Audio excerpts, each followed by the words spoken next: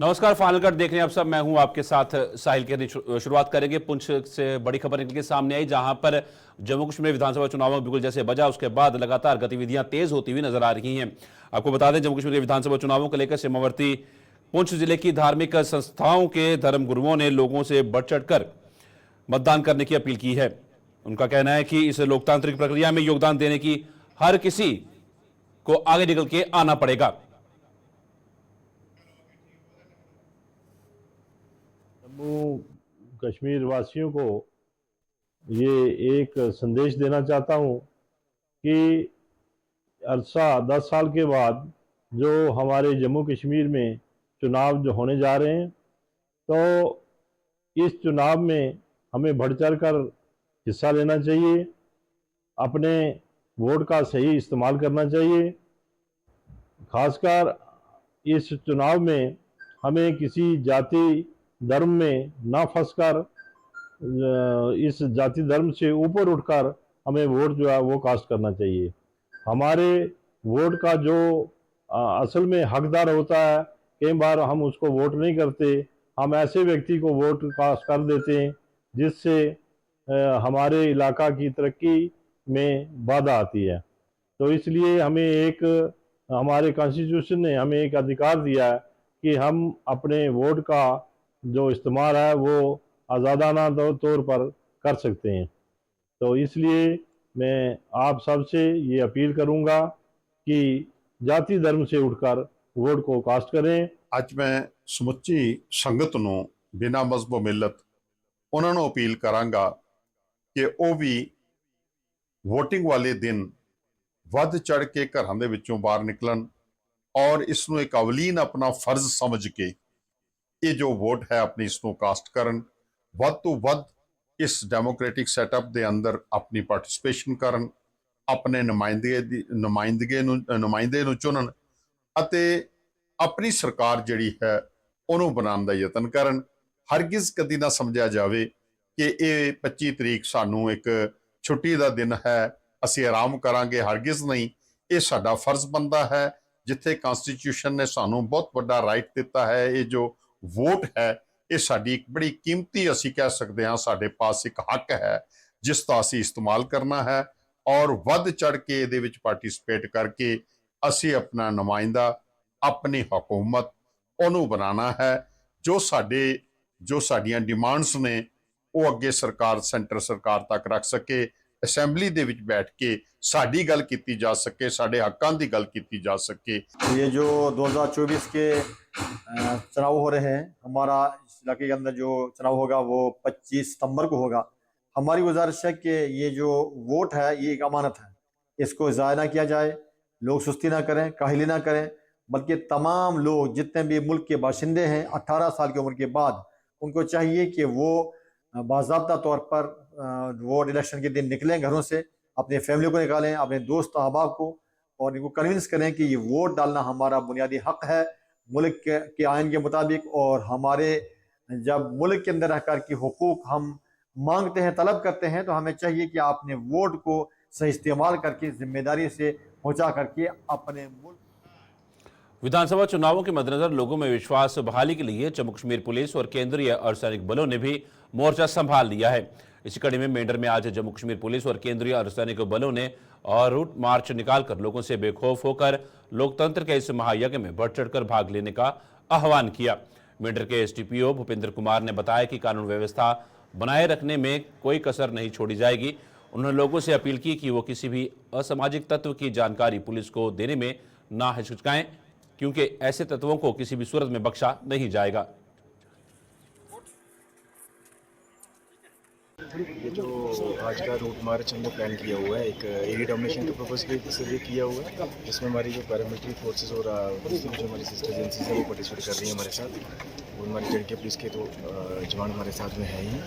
इसका purpose main bus यही है कि एक जो आपको पता ही है कि एक लेजिस्लेटिव असेंबली की इलेक्शंस जो है वो ड्यू है और उसका प्रोसेस स्टार्ट हो चुका है। तो एक बहुत बड़ी डेमोक्रेटिक एक्सरसाइज की जा रही है और लोग भी इसमें काफ़ी पार्टिसिपेट कर रहे हैं।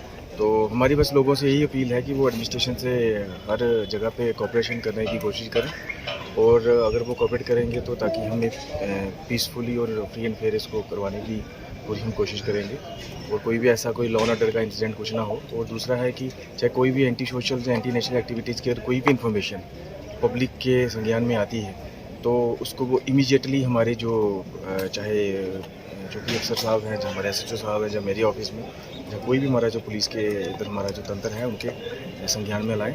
तो जितनी जल्दी वो लाएंगे उतनी जल्दी हम उसको निपटारा करने की कोशिश करेंगे ताकि कोई भी ऐसा कोई अनएक्सपेक्टेड या अनटोल्ड इंसिडेंट इधर हमारे इलाके में।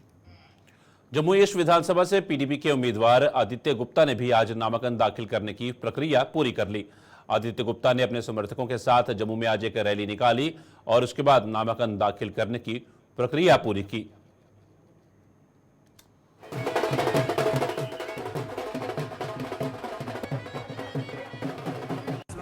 हमने हर कॉन्स्टिट्यूंसी के लिए अलग मुद्दा बनाया। जम्मू इसके लिए स्पेसिफिकली अलग मुद्दा है। दरबार को वापस रिस्टोर कराएंगे, ये हमारा एक नंबर 1 मुद्दा है।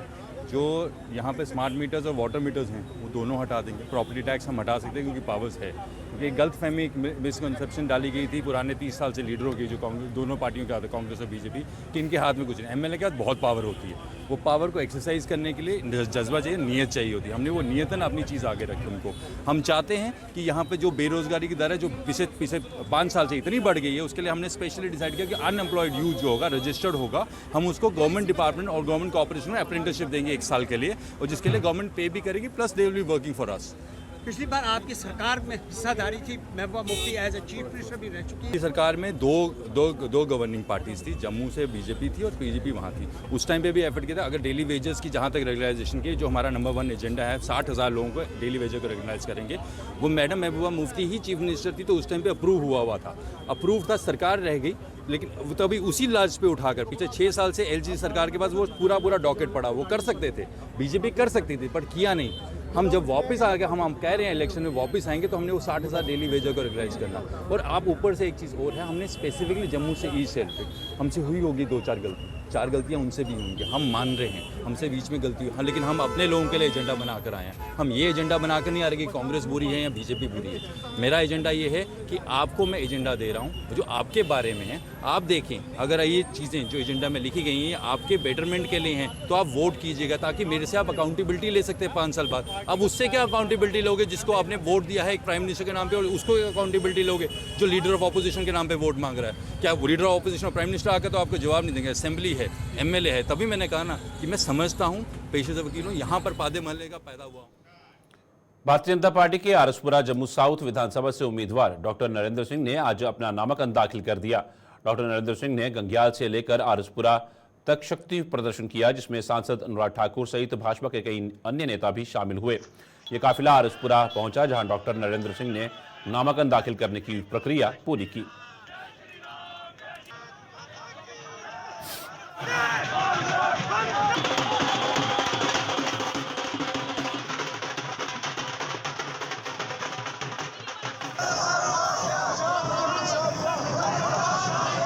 ऐसा कि आज मैंने Araspura Jammu south assembly constituency से भाजपा की टिकट पे अपना नॉमिनेशन फाइल किया है और आज हमने गंग्याल से आरसपुरा तक प्रोसेशन में आए नॉमिनेशन फाइल करने के लिए। और जिस तरह से लोगों में उत्साह था आप सबने देखा होगा। गंग्याल से लेके आरसपुरा तक लोग रास्ते में इंतज़ार कर रहे थे और सब ने जितना स्वागत किया, चाहे वो गंग्याल में हो, चाहे डिग्याना हो, सतवारी में हो, गाड़ीगढ़ में हो, लोगों में उत्साह है और लोगों का आशीर्वाद है। मुझे लगता है कि भाजपा आरसपुरा जम्मू सीट बड़े मार्जिन के साथ जीतेगी और जम्मू कश्मीर में भाजपा की सरकार बनेगी। मुझे लग रहा है कि जम्मू कश्मीर में भाजपा की लहर है। जो मोदी जी ने पिछले 10 सालों में जम्मू कश्मीर में काम किया, लोगों में उत्साह है और बीजेपी सरकार बनाएगी। ऐसा है कि आने वाले दिनों में एक स्टार प्रचारकों की लिस्ट आई हुई है। हमारी जो टीम है आरसपुरा की, वो बैठ के तय करेगी और हम देश भर से बड़े बड़े नेता आरसपुरा विधानसभा। PDP के बाहू विधानसभा से उम्मीदवार वीरेंद्र सिंह ने अपना नामांकन दाखिल कर दिया। वही अपने समर्थकों के साथ एक रैली की शक्ल में आरओ कार्यालय पहुंचे और नामांकन भरने की प्रक्रिया पूरी की। उन्होंने ये जिम्मेदारी देने के लिए PDP अध्यक्ष महबूबा मुफ्ती का आभार जताया।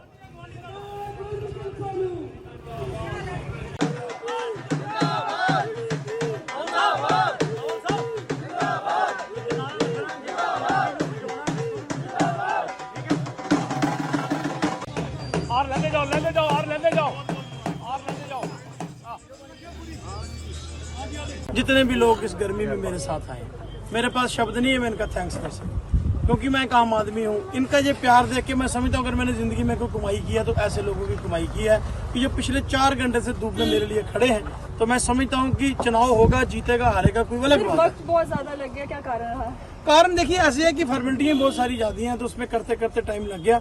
तो लेकिन एक बात है कि मैं आज अपनी बरादरी का, अपने लोगों का, जम्मू बहु कंस्टिट्यूंसी के वोटरों का तहे दिल से शुक्रिया अदा करता हूँ। आप देखिए कैसे कैसे लोग, और मैं सबसे बड़ी बात हमारे जनरल सेक्रेटरी साहब साथ हैं, 4 घंटे से साथ हैं, और मैडम सुरजीत कौर जी बुजुर्ग हैं लेकिन 4 घंटे से गर्मी में मेरे साथ हैं।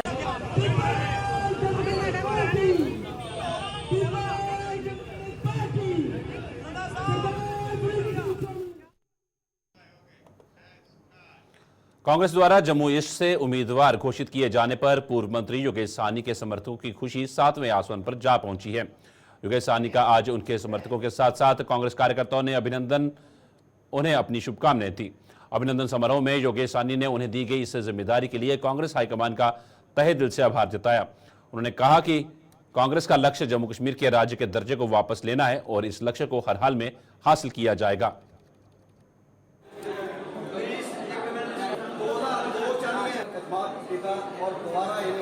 सबसे पहले तो अपनी पार्टी हाईकमांड का और जम्मू कश्मीर की लीडरशिप का शुक्रिया अदा करना चाहता हूं, और जो उन्होंने मुझ पे विश्वास रखा और मुझे मौका दिया कांग्रेस पार्टी को रिप्रेजेंट करने के लिए जम्मू ईस्ट से, इनके लिए उनका सबसे पहले धन्यवाद देना चाहता हूँ। काम नहीं है, लोगों ने मेरा कार्यकाल देखा हुआ है 2002 से लेकर 2008 तक। उसी कार्यकाल को लोगों के बीच में जाएंगे और आने वाले समय में हम क्या करना चाहते हैं जम्मू ईस्ट के लिए, वो भी लोगों के बीच में। बड़ा मुद्दा तो हमारी स्टेट क्या है।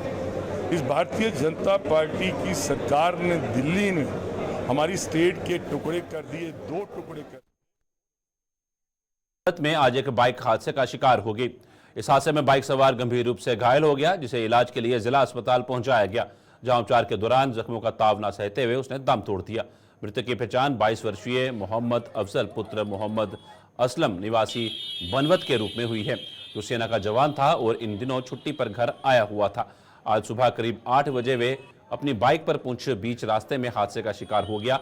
इस घटना के बाद पुलिस ने कानूनी कार्रवाई पूरी की और शव का पोस्टमार्टम करवाने के बाद उसे अंतिम संस्कार के लिए परिजनों को सौंप दिया। एक लड़का है हमारे पास सुबह 8 बजे के करीब, मोहम्मद अफजल सन ऑफ मोहम्मद असलम बनवत का रहने वाला है। मोटरसाइकिल का एक्सीडेंट हुआ है जिसमें उसको पोली ट्रामा हुआ है और काफ़ी इंजरीज आई हैं। हमने यहाँ पे लाया जब उसको, तो हमने उसको फर्स्ट एड दिया, अच्छे से ट्रीटमेंट किया यहाँ पे, लेकिन वो उसके बावजूद भी सर्वाइव नहीं कर सका और डेथ हो गई। जम्मू के कच्ची छावनी इलाके में हादसों का कारण बन रहा सड़क किनारे लगा एक पेड़ आज काट दिया गया। तेज हवाओं से इस पेड़ की टहनियां सड़क पर झुक गई थी और एक मिनी बस भी यहां हादसे का शिकार हो चुकी थी। आज जम्मू खास के नायब तहसीलदार बिट्टी सिंह और पक्काडंगा पुलिस स्टेशन के एसएचओ की देखरेख में चले अभियान में एक टीम ने इस पेड़ को काट दिया ताकि भविष्य में कोई हादसा ना पेश आ सके। एक्चुअली में ये जो रोड आता है नीचे से रोटरी वाली से, इसमें एक पेड़ की जो शाख थी ये काफ़ी नीचे आ गई थी, इसकी वजह से एक मेटडोर का छत भी उड़ गया था। तो इसको काटना ज़रूरी था, इसलिए मौके पे मेरे को भेजा गया तहसीलदार जम्मू द्वारा। तो हमने मौके पे ये पेड़ कटवा दिया। अब ट्रैफिक को धीरे धीरे, ये तो काफ़ी दिनों से दिक्कत आ रही थी, मगर अब ये जो रिसेंटली हवा चली उसकी वजह से ये ज़्यादा नीचे की तरफ झुक गया था, तो प्रॉब्लम बन गई थी। इसलिए अभी कोई बड़ा नुकसान तो नहीं आया। भारतीय जनता पार्टी के प्रदेश महिला मोर्चा ने पार्टी के संकल्प पत्र में किए गए वादों को हर हाल में पूरा करने की प्रतिबद्धता जताई है। महिला मोर्चा ने खासतौर पर महिलाओं के लिए की गई घोषणाओं का हवाला देते हुए प्रधानमंत्री नरेंद्र मोदी का आभार जताया। पूर्व राज्य मंत्री प्रिया सेठी ने जम्मू में आज एक प्रेस कॉन्फ्रेंस के दौरान बताया कि भाजपा महिला सशक्तिकरण के लिए हर संकल्प को हर हाल में पूरा करेगी। सशक्त और समृद्ध संकल्प पत्र में है। हमारा लक्ष्य है कि भारतीय जनता पार्टी की सरकार बनने के बाद हम जम्मू कश्मीर के अंदर 50,000 लखपति दीदियां बनाएंगे, और ये सेल्फ हेल्प ग्रुप्स के माध्यम से उनको ऋण देना, उनको उनका बाजार के अंदर संपर्क करना और उसके प्रावधान को, उसकी जो प्रोडक्ट्स हैं उसको कहीं ना कहीं ग्लोबलाइज करना, ये भी एक बहुत बड़ा संकल्प जो है भारतीय जनता पार्टी ने अपने संकल्प पत्र में लिया है। हम हर गतिविधि के अंदर हमने देखा है कि जब घरेलू हिंसा होती है या दहेज के लिए उत्पीड़न होता है तो हम निःशुल्क कानून की व्यवस्था से उसको प्रावधान देंगे और ज़िला में कानूनी सेवा केंद्र को जो है कहीं ना कहीं उसको स्थापित करेंगे। हमने देखा है कि स्पेसिफिक जेंडर डाइवर्सिटी टारगेट्स को हम पूरा करेंगे। हमारे पूरे संगठन प्रोत्साहन से हमने लाभ प्रदान करने के लिए निजी क्षेत्र की कंपनियों को अधिक महिलाओं को नियुक्त करने का आगाज़ किया है। इस संकल्प पत्र के साथ हम महिला कानून को तहत आने वाले अधिकारों को क्योंकि उस राशि से शायद आपने देखा होगा कि पिछले ज़माने में जब कांग्रेस की सरकार अटल आवास योजना के तहत उनको भी बेनिफिट देने का काम करेंगे। हमने देखा है कि किस तरह से राशन की दुकानों पे नारी शक्ति जो है। स्वागत है। बढ़ते हैं अगली खबर की ओर। अखनूर विधानसभा से भारतीय जनता पार्टी के उम्मीदवार मोहनलाल भगत ने आज अपना नामांकन दाखिल कर दिया। नामांकन से पहले उन्होंने अपने समर्थकों के साथ अखनूर में शक्ति प्रदर्शन किया और उसके बाद नामांकन दाखिल करने की प्रक्रिया पूरी की। उनके साथ भारतीय जनता पार्टी के चुनाव प्रभारी जी किशन रेड्डी, भाजपा के जम्मू नॉर्थ विधानसभा से उम्मीदवार श्यामलाल शर्मा और महामंडलेश्वर रामेश्वर दास महाराज के अलावा कई अन्य गणमान्य लोग भी मौजूद रहे।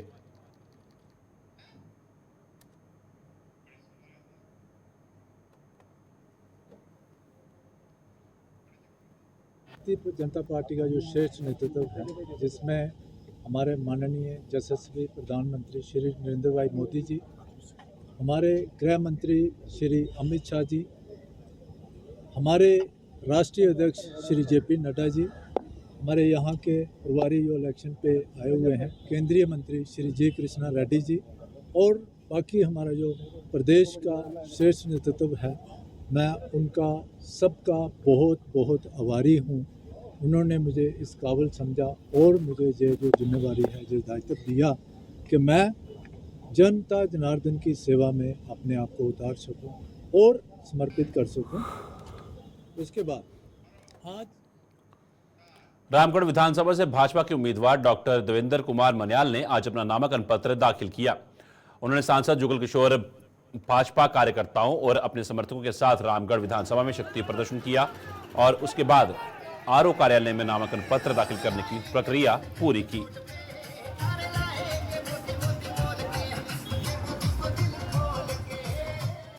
भारतीय जनता पार्टी की सरकार केंद्र में है।